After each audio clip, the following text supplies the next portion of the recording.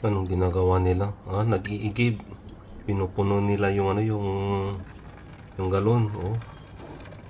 Pero yung isa, ang kulit din Paano yung mapupuno niyan kung hindi mo ayusin? Siya pa tuloy yung nasaktan. Kahit baliktad. Baliktad daw. Bakit daw baliktad? Ayan, ayusin daw. Bakit daw niya tinuturuan? Ayan na, tuturuan niya daw kung paano talaga salin. Oops!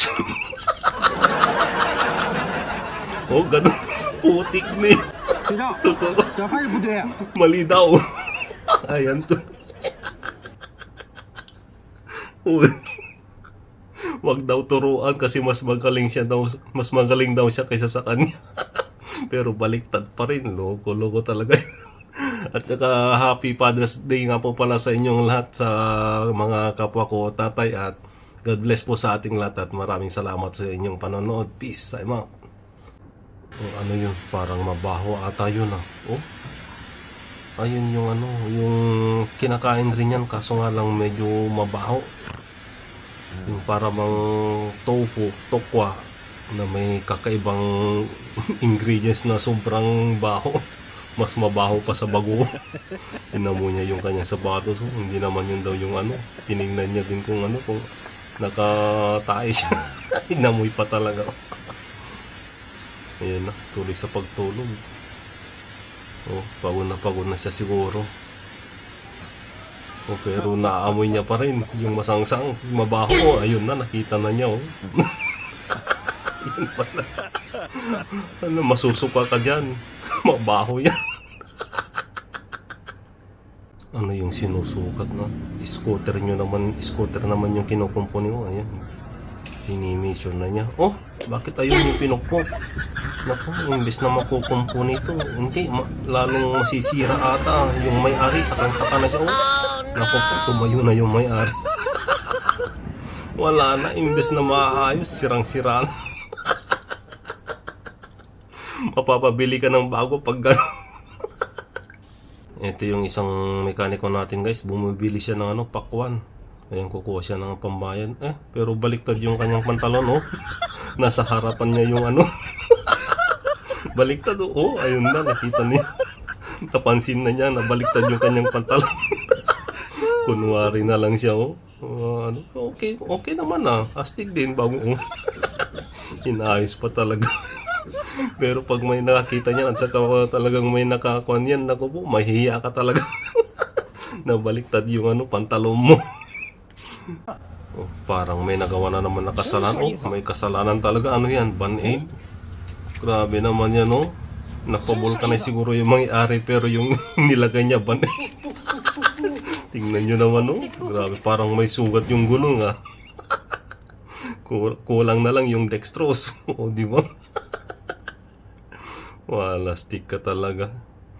Ano yan? Speed meter. Yung gas, yung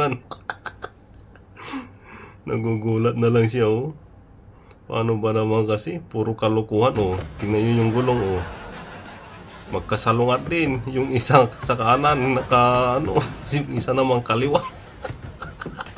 Magkaiba yung direksyon ng dalawang gulong sa harapan. Paano ka na lang kukurbadan yan kung magkasalungat yung gulong? Ay, nako.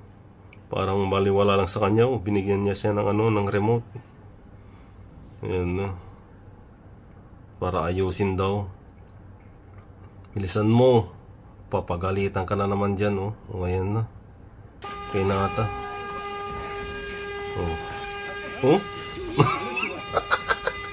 Yung mga ibang sasakyan yung tumunog. Wala, stick ka talaga. Nabibingan ng lakas. Ayan na siya na. Bakit hindi na nun? Yung airbag na yung sumabog. Wala, stick ka talaga. Ano nang solusyon mo dyan? Wala na, masisisante ka na naman dyan. Nasisante ka lang nung nakaraan araw, kakabalik mo nga lang dyan, start now. Pero imbes na mag-start hindi, nagbusina. Masayang masaya siya. Oh, doon pala yung start niya. Doon sa may busina. Oh, tingnan niyo yung wiper. Oh, yung tubig doon din sa loob. Ano? Parang nag-a-appear yung mga wiper Oh, hindi niya mabuksan. Paano daw buksan? Binulungan niya naman Yan na. Oh, dapat pala umiyak ka para mabuksan. Magbukas. Wala, plastic ka talaga. Paano magsasara? Oh, ganun din. Putik na yan. Dapat pala iyakan mo yung para magbukas yung kwan sa likod. Kakaiba ka talaga, boy. Wala stick. Meron na naman siyang ginawang bagong sasakyan, bagong kumpuni. Ano yan? Kinonvert niya naman siguro sa mga kalukuhan. Sala, so na.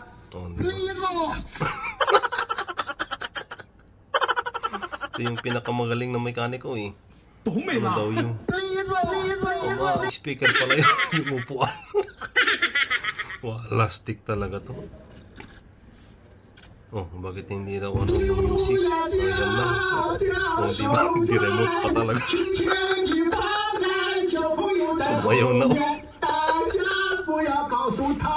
Oh, di ba? Pag ito talaga yung mekaniko mo talagang masisiyang ka Oh, kung bakit hindi raw tumatakbo? Sala, go!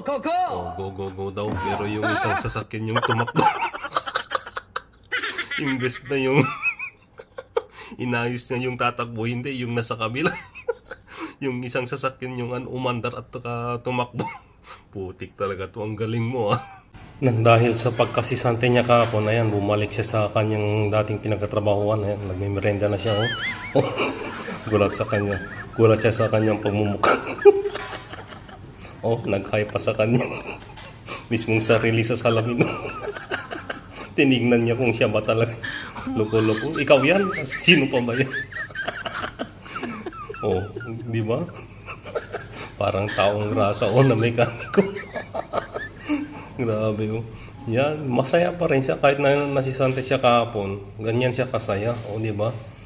Sarap pa naman yung mini-merenda. Yan yung manto na parang siupaw na walang palaman. Yan yung pinakakanin ng mga inchi, guys. Kaya masarap yan. Kumakain rin kami dito pag nagbibigay yung mga amo namin. Pero siya talagang masaya. Kahit nasisante siya kahapon, bumalik siya sa kanyang pinagkatrabahuan. Di ba? Galing.